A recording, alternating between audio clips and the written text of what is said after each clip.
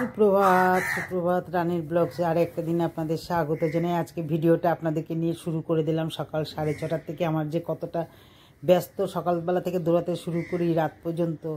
আর সূর্যটা দেখুন ছাদে চলে এসেছি, না আপনারাও ভালো আছেন, আমিও ভালো আছি। সূর্যটা দেখুন কি সুন্দর পড়ছে ছাদে, এত ভালো লাগছে না বন্ধুরা। আমার যে রাত্রেবেলা যে ভিডিওটা ছাড়ি 10টার সময়, সেটাকে আমি সকাল দুপুর 12টার টাইম করে দিয়েছি। কেন অত রাত্রে সবাই তো ব্যস্ত না, আর সারাদিন সবাই খাটাখাটি করে একটু ঘুমোবে, সেখানে আমার ভিডিও দেখার জন্য তো হবে না, আর আপনাদের একটু তো বুঝতেই হবে না, তাই জন্য দুপুর 12টার টাইম করে দিয়েছি।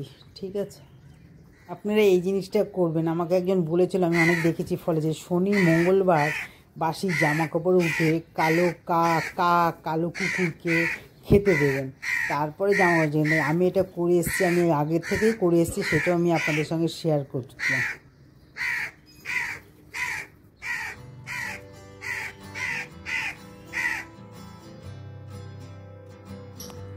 চলে আসলাম, দিয়ে নিচে চলে আসলাম, পুজো দেওয়া হয়ে গেছে। দিয়ে আজকে দুপুরে আমার এই খাবার টক দই, ওটস একটু রোস্টেড করে নিলাম, গোলমরিচ কাজ করে নিলাম, মধু। আর এই রোজই ভাত খাই, এগুলো রোজই খাওয়া যায়, যখন তখন সব সময়ের জন্যই খাওয়া যায়, কিন্তু যে কোনো জিনিসই রোজ খেতেও ভালো লাগে না।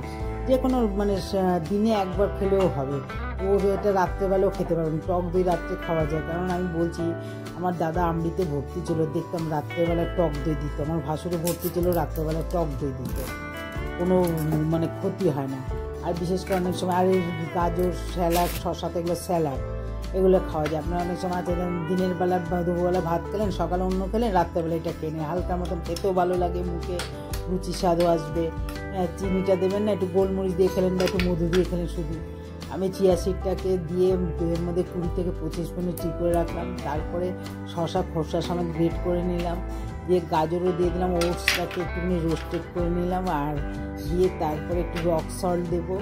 আর এই রোজ খাওয়া যায়, যখন তখন খাওয়া যায়। আর যদি রোজ যদি অনেক সময় আছে যে ওটস দিয়ে খেলেন না, শুধু স্যালাড হিসাবে এরকম টক দই, চিয়া সিড, গাজর, গোলমরিচ গুঁড়ো একটু দিয়ে এরকমভাবে খাবেন, দেখবেন পেটটা ভর্তিও থাকে। দুপুরবেলা কিছু খেলেন, তার সঙ্গে এইটা একটু খেয়ে নিলেন, দিয়ে একদম সত্যি মানে এত ভালো, মানে কী খুব উপকার। আমি এর আগে তো অনেকবার খেয়েছি, আমি ধরতে গেলে রোজই একবার করে খাই, রোজই একবার খাই। তবে ওটসটা খাই না রোজ, ওটসটা কোনো দিন তরকারি দিয়ে খেয়ে নিই, কোনো দিন দিই। বিশেষ করে ওটসটা আমি রাত্রেবেলা দিকে খাওয়ার চেষ্টা করি, রাত্রেবেলা কোনো রুটি ভাত আমি কিছুই খাই না, তাই ওটসটাও দিয়ে দিলাম ও একটুখানি।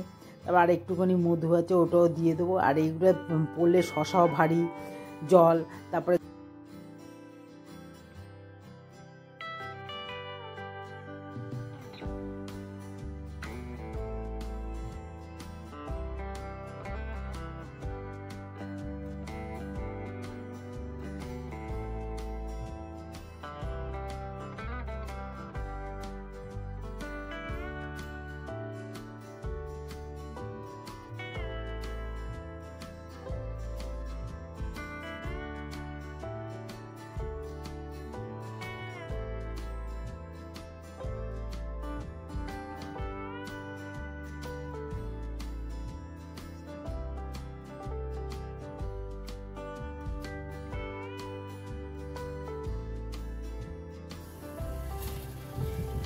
বন্ধুরা চা খাবো, চা খেয়ে বেরিয়ে যাবো।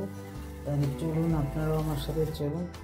আমার চা খাওয়া হয়ে গেল, ড্রেস পরা হয়ে গেল, গোপালকে শয়ন দিয়ে তারপরে বেরিয়ে যাবো। চলুন, দেরি করবো না বেশি।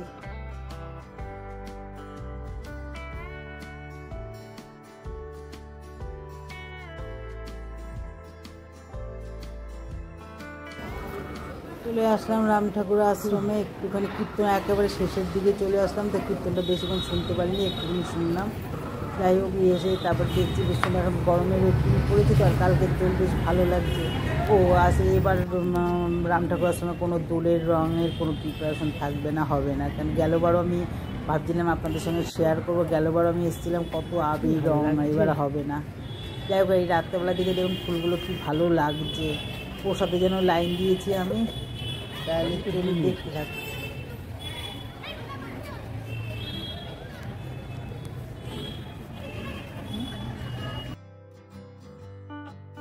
চলে আসলাম ওখান থেকে হাঁটতে এডবিট দিয়ে গিয়ে, তারপর আবার হাঁটতেই চলে আসলাম।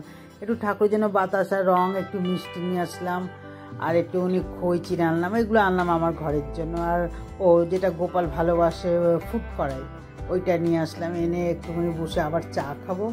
আজকে ভিডিওটা এখানে শেষ করে দিচ্ছি। ভিডিওটা যদি ভালো লাগে তাহলে লাইক করবেন, কমেন্ট করবেন, শেয়ার করবেন।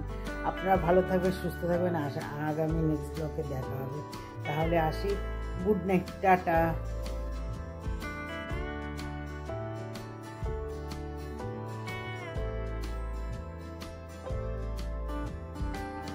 হবে না, মনটা একটু খারাপ হয়ে গেল, যে ভাবছিলাম যে একটুখানি যাব রাম ঠাকুর আশ্রমে কালকে বিকালবেলায় 5:30 6টার সময় সন্ধ্যাবাতি দিয়ে চলে যাব। একটুখানি হবে আমার বন্ধুদের সঙ্গে শেয়ার করবো। প্রতিবার তো আর করতে পারি না, যেহেতু এই চ্যানেলে আসিনি। এবার হবে না, আর মনটা খারাপ হয়ে গেল, আর কি করা যাবে।